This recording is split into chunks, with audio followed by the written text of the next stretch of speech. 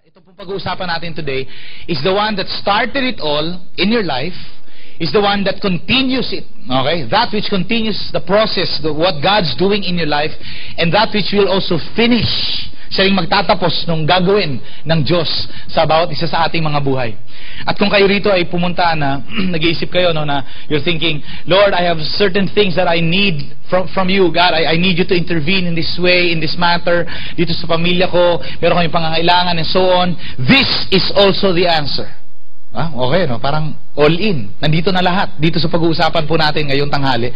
And hopefully, whether you're a new Christian or an older one, we would be reminded of the riches of what has already been given us in the gospel. In the gospel. Ang gospel po ay tinatawag na good news. Literally, it's evangelio when you read it in your Bibles. Doon ang galing yung word na evangelize, which means to bring the good news to other people. Pero kaya po siya sinabi na news kasi it's news of something that happened in the past, and we would like to talk about it now. Para ka nagbabasa ng dyaryo. Pag nabasa mo sa dyaryo at ibinalita na ron na natalo na ang mga Espanyol, okay? Halimbawa, meron kang hawakan na dyaryo mula nung panahon nung La Solidaridad. Yan, no? Nung unang panahon.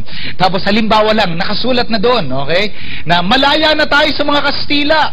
Pinalaya na tayo ng mga Amerikano. Matutuwa ka ba? Okay? Tama, di ba? Siyempre, kasama ka ron eh. Nag-a-apply ba yun sa'yo? Parang, di ba? Parang. Tapos parang kasama ka ng buong bansa na mag-graduate. Woo! Eto na! So, it's a news. Somebody else did it for you. Pero when you finally receive the news, it means something to you. Meron siyang application sa buhay mo. 2,000 years ago, a man walked the streets of Jerusalem, of Judea, of Samaria, and different places in Israel.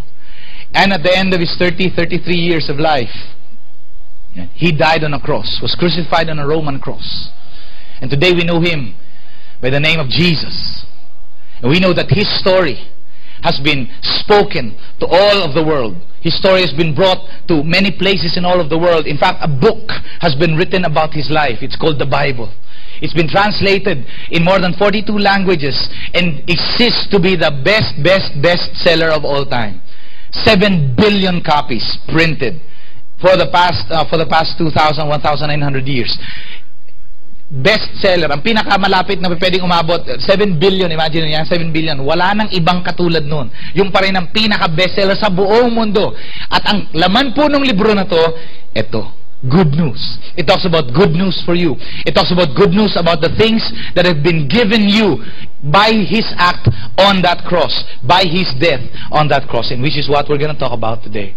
Now, if many of you have heard the gospel in several places, several times in your lives. Yung iba sa inyo rito, narinig nyo to nung time na bata pa kayo. Ikinikwento to sa inyo ng mga magulang nyo. Natutunan nyo by the bedside. It's a bedtime story. Si Jesus, you know, and then your parents maybe, they had an opportunity to pray with you, and then you also put your trust, you put your faith in Jesus. Now, others of you, iba sa inyo rito, during your college days, somebody brought the gospel to you, maaaring kaibigan mo, o kaya magulang mo rin, o kaya kuya mo, kapatid mo, tapos they shared the gospel to you, and during your teenage days, you responded, grabe, man, this is great, I want to give my life to God. Some of you here, you already received the gospel when you were already in your 40s, 50s.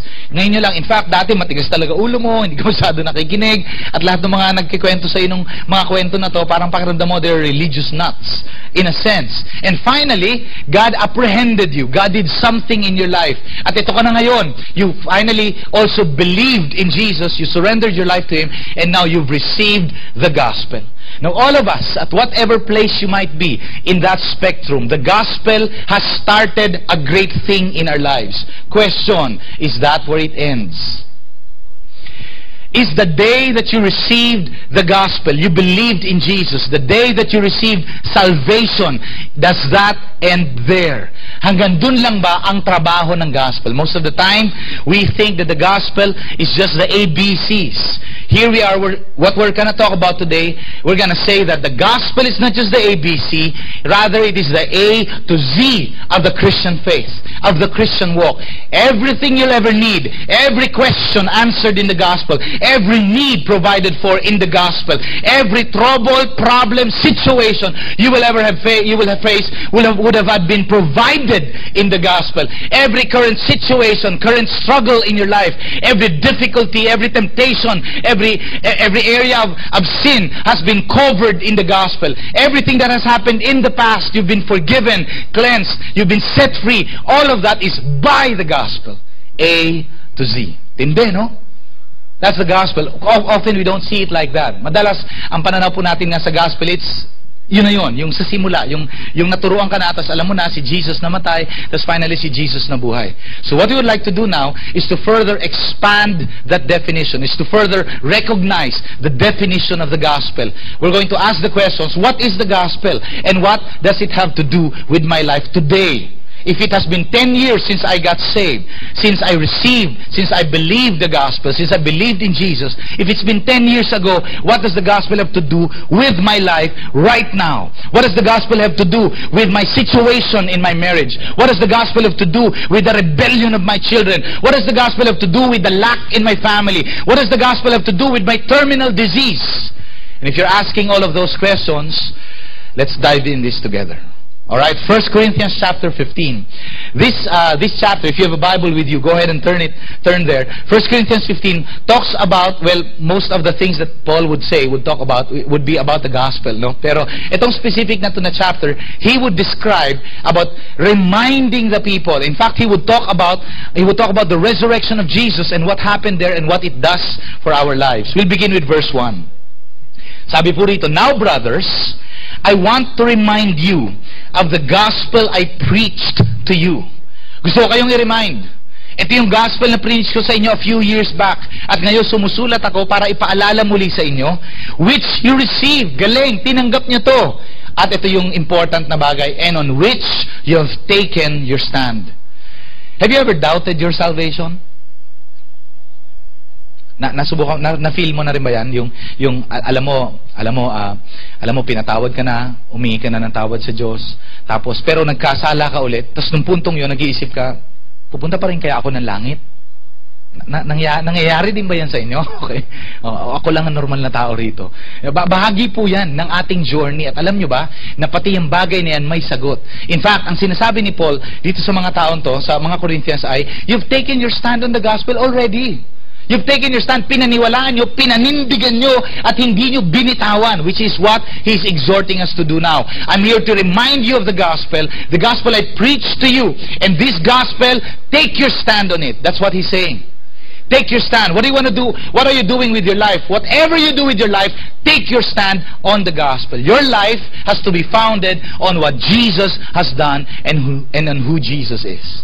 Take your stand. Then He would say in verse 2, by this gospel, you are saved. Sa pamamagitan ng balitang ito.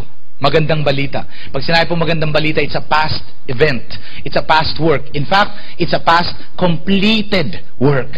Tapos na. Lahat ng posibleng, lahat ng gagawin ni yung si Jesus mismo, yung kanyang ginawa sa krus, it's complete. It's enough. It is in fact more than enough for anything you would ever need in your life.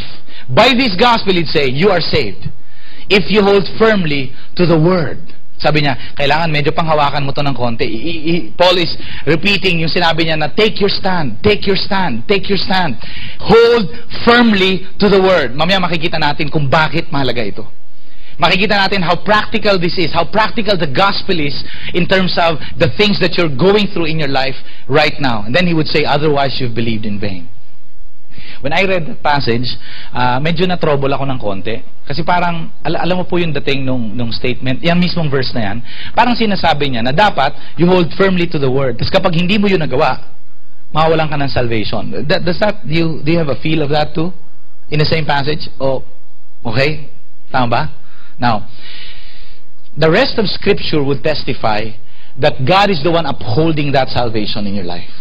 He is the one. No one can snatch you from the Father's hand. He is the one who gives that salvation. He is the one who sustains you. He is the one who seals you for that day. Para sa pagdating ng araw na you will have to meet God. But then there are certain nuances in this specific verse at i-describe at i-explore po natin yan ngayon. Yung pong mismong phrase na sinabi na you are saved literally means you are being saved. this is in the English Standard Version. You are being saved. And that word saved talks about, yes, salvation and eternal life, but it also talks about, and that same word is translated in different places as healing, as deliverance. Ibig sabihin, si God, this is not just when si Paul, he was talking about salvation, eternal life, which you receive at the beginning when you respond to the gospel. Pero he talks about you are being saved. Ibig sabihin, God is delivering you, God is healing you, God is giving you the things that you need in this life. Itong buhay na to, how many of you still need God's deliverance in this life? Nararamdaman niyo pa ba yun? How many of you need God's intervention to happen in your life and in your family? So this was what Paul was saying.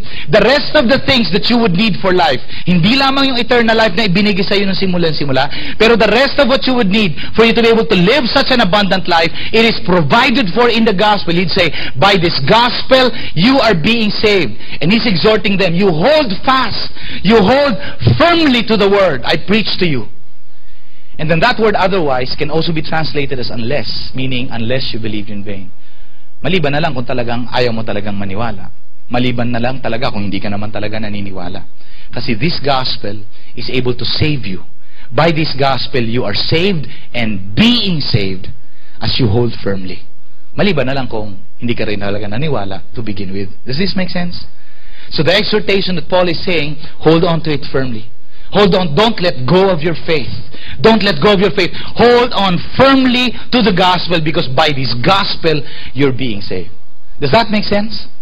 Or I'd like to challenge us. Hold firmly to the gospel. And one way to do this is to remember. Si Jesus mismo nagbili niya. Sabi niya, every time you eat of the bread and drink of the cup, do this in remembrance of me. Jesus is almost saying, wag mong kalimutan, ako ang ginawa ko sa krus on your behalf. The reason why He wants you to remember is because He wants the gospel and its truth to be current in your life. Ibig sabihin ng current, ngayong araw na to, aware ka pa din ng gospel. Parang pagiging in love lang yan. Yung mga times na nire-remind ka ng asawa mo, mahal mo pa ba ako? Sabi mo naman, wala naman nagbago Bakit mo ba kasi tinatanong? Wala, kasi huli mo akong sinabihan 10 years ago nung kinasal tayo, mahal mo pa ba ako? Oo naman. You know, there's a point na you want assurance na current pa ba? Hanggang ngayong araw ba na to, totoo pa rin ba ito? And Paul is saying, remember the gospel. I'm here to remind you of the gospel, because the gospel in its truth has to be current in your life, because by this gospel, you are being saved. The way to hold firmly to it is to remember. At alam niyo kung bakit bread at saka drink ang elements na mismo si Jesus mismo nagsabi, and you've heard me say this before, so that we will never forget. Bakit? Ilang beses ka ba kumain sa isang araw? Iba sa inyo, 6 po. Tindi mo. 7 times, midnight snack, early AM snack. Tindi, no? Coffee break sa umaga, coffee break sa hapon, umaga, tanghali, gabi. Ang tindi mo. O, lagi kang kumakain. Ang punto is that, so that you'll never forget. You'll never forget. In fact, if you're a parent in your home, lead in this way, to be able to remember. You know, every time you pray, Lord, thank you for the food. Diba? Papasalamat tayo sa pagkain. How about remembering what Jesus has done to? Lord, thank you for what you did on the cross too. We remember. Every time you eat, every time you drink, remember. Remember. Because when you remember, the truth of the gospel becomes evident once again in your life. We're gonna show you in a while what it does to you. Pero the reason why I'm describing this to you is because this is what Paul was saying. Hold firmly. How do you hold firmly? Remember. And he would go on to say in verse 3, for what I received, I passed on to you as of first importance. Yung lahat ng sa lahat ng mga message ko, ang pinakauna na mahalaga, pinakaunang mahalaga, tindi, no? Mahalaga na, una sa lahat ng mga mahalaga. For what I received, I passed on to you as of first importance, that Christ died for our sins according to the Scriptures, that He was buried, that He was raised on on the third day, according to the Scriptures. So he would describe, remember the gospel. It is the death, the life, the death, the burial, and the resurrection of Jesus Christ. And all of that is significant for you. The life you could never live, He lived. The death you should have died, He died. The burial, or yung mismong pag-ilalim na yun, which is why we go through the waters of baptism, we identify with Him in His burial. And He would say, the resurrection, the life I live now, I give to you. That, my friends, is the gospel. That's the gospel. Do you remember the day when you responded to it? Kaya naalala mo pa ba? Laki ng pasasalamat natin, di ba? Grabe yon. Parang, Lord, buti na lang nasumpungan ko yung kwentong yan. At buti na lang nung puntong yan, hindi masyado matigas ang ulo ko. Na nag-respond ako sa inyo. Buti na lang, Lord, salamat talaga na dinala nyo rin ako to the end of my rope so that I too would respond. I remember the day that I got saved. June 17 of 1991. It was a Monday night. Nag-aaral kami ng kapatid ko dun sa sulok ng aming bahay kung saan merong maliit na table, kung saan kami nagdi-dinner. And I was preparing for school. Mag-aalas 10 na ng gabi yun. Inistorbo ba naman ako? Nag-aaral ako eh. Inistorbo ako. And he began to share to me a little booklet. Ang pangalan, Are You Going? Nag-aantay ako ng mga magre-react yung mga nakakaalam pa nun eh. Wala nagre-react talaga naman, okay? Sige, magpakatotoo ka na. Sige, Are You Going? Booklet. Tapos, that booklet talked to me about the gospel. He began to share to me about the gospel, and that night, this is what I realized. That night, I realized, I'm a religious man. I try my best to be able to please God. I try my best to not hurt people. I try my best to obey the 10 Commandments, but all of my good works could never suffice to erase my sin. I need a Savior. Most of the time, people would think that sin are just individual acts of rebellion. Individual acts. Kaya iniisip natin minsan, kapag mas marami yung nagawa kong kabutihan, mas malalamangan yung mga nagawa kong kasalanan, pwede na akong mapunta ng langit. Ganun yung usual na pananaw.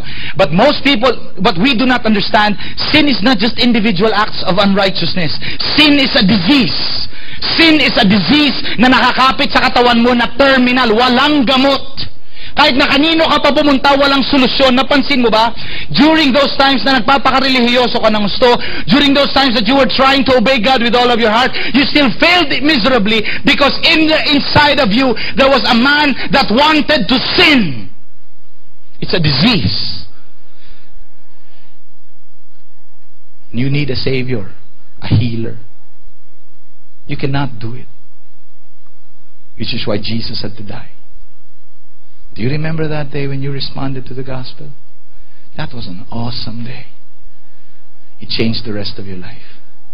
And if you're here, if you're new, and you're thinking, that hasn't happened to me yet, hopefully today will be your day. That you would respond to the gospel. This is how far Jesus loves you. Tindi ni Lord, no? Grabe. At dinidescribe pa that He loved us during those moments that we could not love Him back. During the times that we were not deserving in any way. We were not deserving in any way. He loved us. But God demonstrates His own love for us in that while we were yet sinners, nung time na wala pa tayong pakialam, talamak sa kasalanan, walang kwenta ang buhay, nung panahon na yon, minahal niya tayo ng husto. Nung panahon na yon, He died for the very people who killed Him. Could you imagine that? Could you imagine that?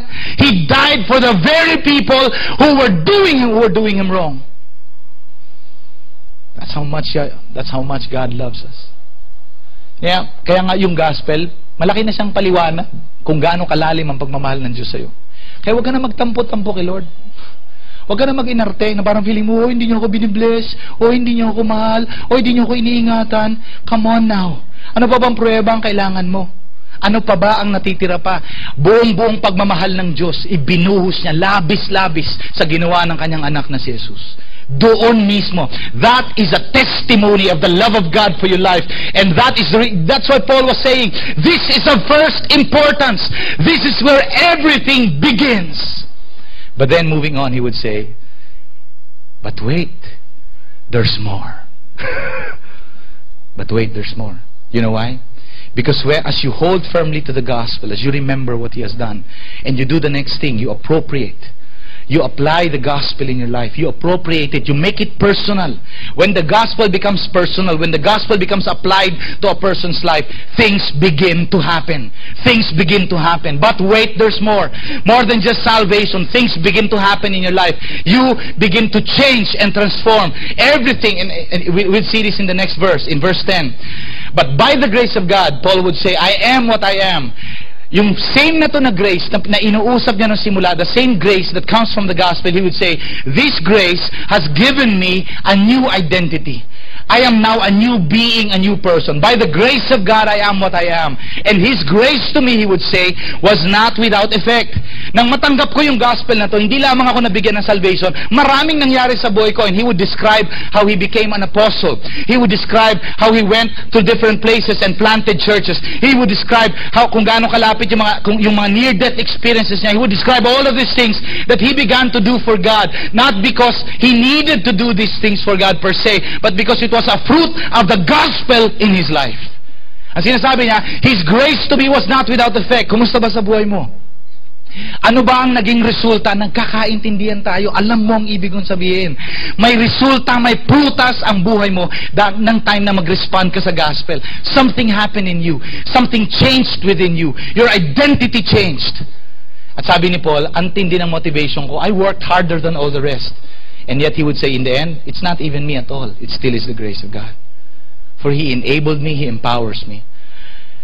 Nakikita niyo ba na ibang-iba ang pananaw na to kumpara dun sa isang Kristiyano na nakareceive ng gospel? Tapos biglang, ay kailangan ba mag-church? Ay kailangan ba mag-victory group? Ang dami naman kailangan gawin. Ay kailangan ba magbasa ng Bible? Ay kailangan pa ba mag-pray? Ay kailangan ba magdala ng Bible sa church? Ay kailangan ba, ay dami naman kailangan ba sundin? Kaya i-give up ba yung disco? Ay i-give up ba yung mga scenes na to? Ay i-give up ba yung mga iba pang bagay na to sa buhay ko na nakakaliw? Ay i-give up ba tong girlfriend ko, relationship na to? Ay i-give up ba yung immorality na to? Parang ang dami mong reklamo, pare. Hindi mo naiintindihan? Hindi mo naiintindihan? Hindi mo pa nga naiintindihan. Kasi ang totoong resulta ng grace ni Lord sa buhay ng isang tao, ang totoong resulta ng gospel kapag ito'y nasumpungan mo na at nakita mo, is that it changes, it forever marks you because you know how much God loves you. And as a result of that, Paul would say, I now have a new identity. Man, do you realize this? Dati gusto kong pumatay ng tao, ngayon gusto ko nang bumuhay. Na hindi naman, I worked hard, kaya taas the motivation. I worked harder than all the rest. And yet in the end, he was not proud. He knew. That's just something that God gave. It was His grace that was at work in my life. Does this make sense? Make sense so far? Paul is exhorting us, hold firmly. Remember and appropriate the gospel in your life. Remember and appropriate the gospel in your life. Now, allow us, in the next part of this message, let's now explore exactly what does the gospel do in your life today. Exactly. What does it do? Well, alam na po natin that salvation comes by the gospel. It comes by the gospel. When we receive the gospel, no questions asked. On the spot, you've been forgiven of your sin.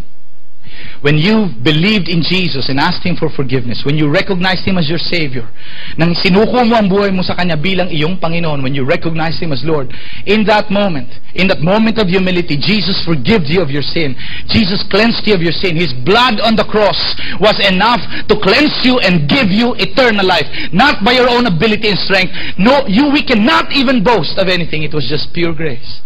Amazing. But wait. There's more. Transformation comes by the gospel too. Nasubukan mo na bang baguhin ang sarili mo? Willpower. Gigil. Self-help. Basa ka ng self-help books. Positive thinking. Positive thinking. Positive thinking. Positive thinking daw para magbago. Magtitimpi. Ang galit na galit ka na. Magtimpi. Nasubukan mo na ba na baguhin ang sarili mo? Nasubukan mo na, di ba? Tapos na-realize mo ba how far you could go only? Nakita mo na rin ba how far you could only go? Grabe, di ba? Napakalimitado. Alam mo bakit? Kasi pwede naman talaga nating baguhin ang ating sarili, pero we could only change to a certain extent. Let's watch this.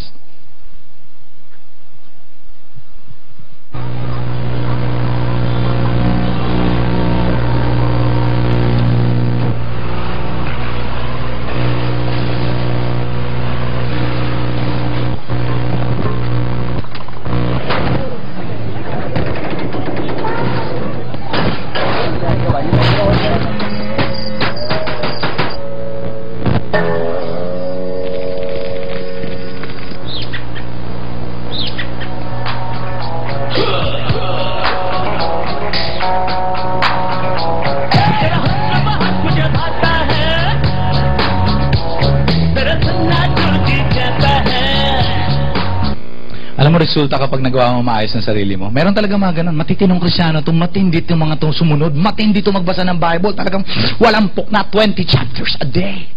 Ganyan, no? Talagang, woohoo! Tindi mo, pre! Pero alam mo ang dulo niyan?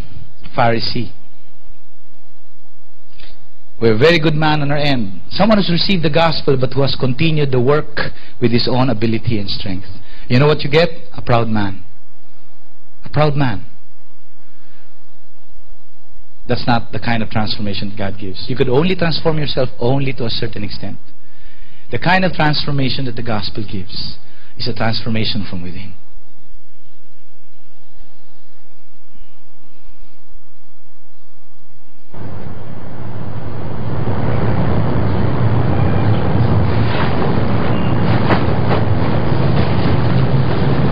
Introducing the totally redesigned Kia Spectra. The only car in its class with 6 airbags, a 10-year warranty, and at around $13,000, it's a car you can afford to love. The kind of transformation that comes from God comes from within. We have one guy who attended the Victory Weekend just 2 weeks ago. Now, he used to smoke. For 39 years, he used to smoke. In the middle of the break ng Victory Weekend, after the morning sessions, he went out, had a smoke. But he had to throw the cigarette away. Sabi niya, grabe, this for the first time in my life, nangyari to. My lungs were burning. So for some reason, hindi ko na kayang ituloy yung pagyoyosi pa rin. Ramdam ko na kailangan ko, gusto ko.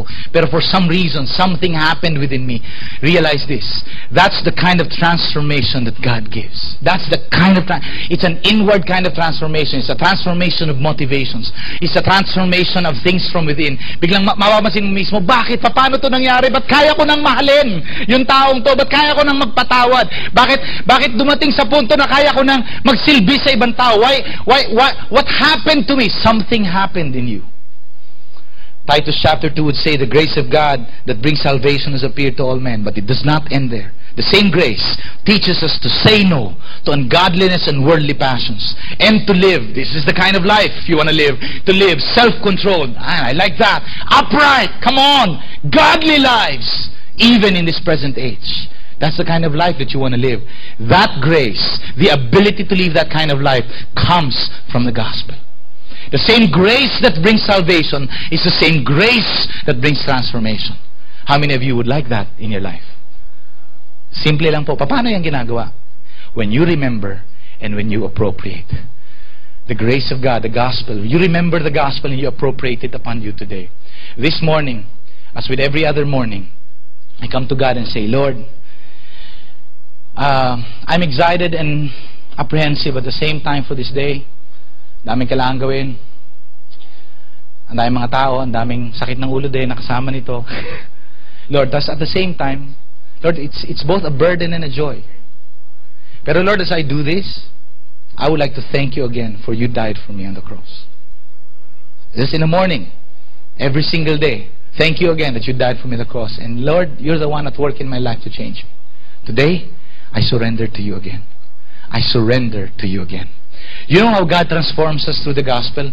His grace is given us. Naalala nyo, God gives grace to the humble. Exactly. When you come before God's presence in humility, you expose yourself to the presence of God, transformation begins to happen. Where the Spirit or the presence of the Lord is, there is freedom and liberty. Doon nangyayari yung totoong transformation. Yun ang dahilan kung bakit we come together in worship, because when we worship God, we come before the presence of God in humility and He touches our hearts, changes us from within. All of a sudden, you're a different man altogether. Grabe, nagbago ka na, Dre. Ano nangyari sa'yo? Bakit? Simply because you worship God. Yun ang dahilan kung ba't ka nagbabasa ng Bible at nagpipray. These are means of grace, as they would call it. Ito yung paraan kung paano na ibibigay ng Diyos ang kanyang grasya, ang kanyang grasya sa buhay mo, dahil sa ginagawa mo to na you expose yourself to Him in everything that He is. When you have a situation, you bend your knees, you come to God in prayer, you let God's presence intervene in the situation. The first thing that He does, He changes you and transforms you. Sabi ni Paul, I am what I am by the grace of God. The reason why you can begin to do righteousness is because you have been made to be a righteous man. Ginawa ka na ni Lord na righteous man. That's by His grace, He gave you a new identity. In the same way na mga ibon, kayang lumipad dahil sila'y ibon, kaya mo nang gumawa ng mabuti dahil ikaw ay totoo ng Kristiyano, anak ka na ng Diyos. Kakaintindihan po ba tayo? Do you feel that within you? When you begin to embrace that identity, you submit yourself to the gospel, you remember it, and then you appropriate it in your life, and you say, God, today I will live by the gospel. You've already changed me. There was a day in my life that I surrendered it to you, and you've already changed me. I have a new identity. I'm your child. Today I will obey you by your ability and strength. That's how transformation happens in a person's life. When we surrender, submit, yield, remember the gospel and apply it in our lives. The best, di ba? Pwede palang magbago ng maayos. Hindi pa kailangang pilit. Hindi pala kailangang pilit. In addition to that, God does other things. Other things. But wait, there's more. More than just salvation. More than just transformation. Everything else has been provided for in the gospel. Everything you need for life. Everything. Really? How about my son? Yeah. You know transformation to happen in your son? Absolutely. Through the gospel. When God changes his heart, He encounters the gospel. Your problem is solved. God will begin to change him and transform him. How about provision? Well, you understand why Jesus was born in a manger? Born to a poor family. You know why? He took your poverty so that He can make you rich, abundant, and prosperous. How about sickness? You know the stripes, yung mga latay niya sa likod? By those stripes, He has given you healing. But what about my sin habit? What about the struggle that I have in my life today? And Jesus would tell you, I have set you free completely by the life that I give you. I've set you free. You receive it from the gospel. All of it is found in the gospel. Wala pa po akong asawa, pastor. Meron din ba yan sa gospel? Oo naman! Oo naman, paano? Oo naman! Ipapag-pray mo at i-receive mo yung pangako ni Lord, okay? Tapos antayin mo dumating ng maayos. Huwag kang gumawa ng sarili mong diskarte. Nagkakaintindihan ba tayo? You let God bring Eve to the man. You understand? God brought Eve to Adam. That was how it happened. It is God's design. God is the one who orchestrates things when it comes to even to marriages. Where do you get that promise? It's found even in the gospel. Everything you need for life. It says in 2 Peter 1, His divine power has given us everything we need for life. This same power talks about the resurrection power, the power that resurrected Jesus from the dead. This same power, now that He has given you His life, dahil nagkaroon na ng substitution, your death, He took the life that you could never live, He lived, and now He resurrected again from the dead to give you that life, that new life, abundant life, full life. And He says, that life that's full of my divine power, it has given you everything you need for life and godliness. Everything you'd ever need. They put a Coke vending machine in the middle of a campus. And let's see what happens.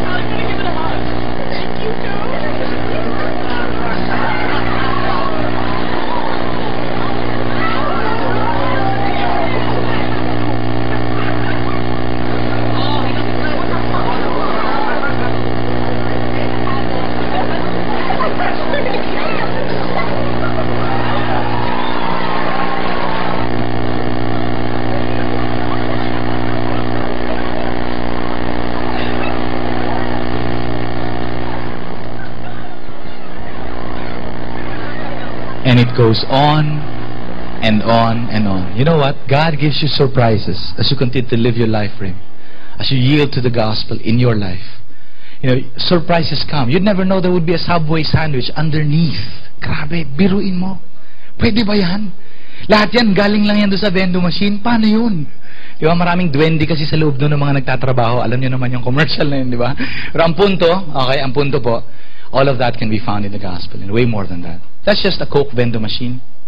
The gospel is way more powerful, way more intense, way more life-giving. And it's a kind of promise that God gives you. Do you feel this?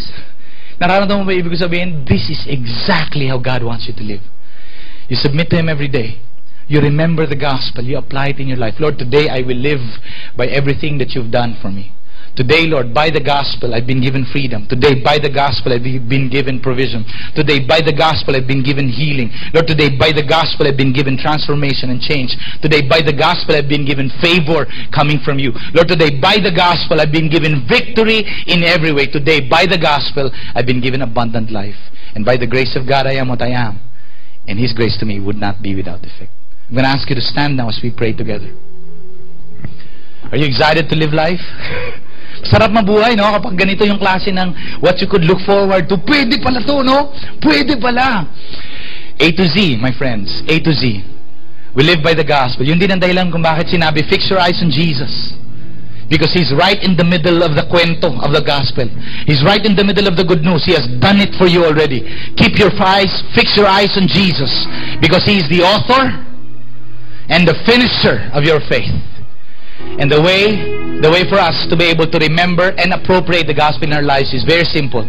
How did you receive salvation? How did you receive salvation? It was by faith. Today, would you be willing to receive by faith, everything that's been given you in the gospel? Would you be willing to do so? Alright, come on. Kanya-kanyang faith na, mga kapatid. Go ahead. We'll give you the next moments right now. Let's just begin to just talk to God and pray to God. Just begin to come before Him with your needs. In fact, at this point, acknowledge and remember what He has done for you. And by that, begin to receive from Him the things that He has provided for you in advance.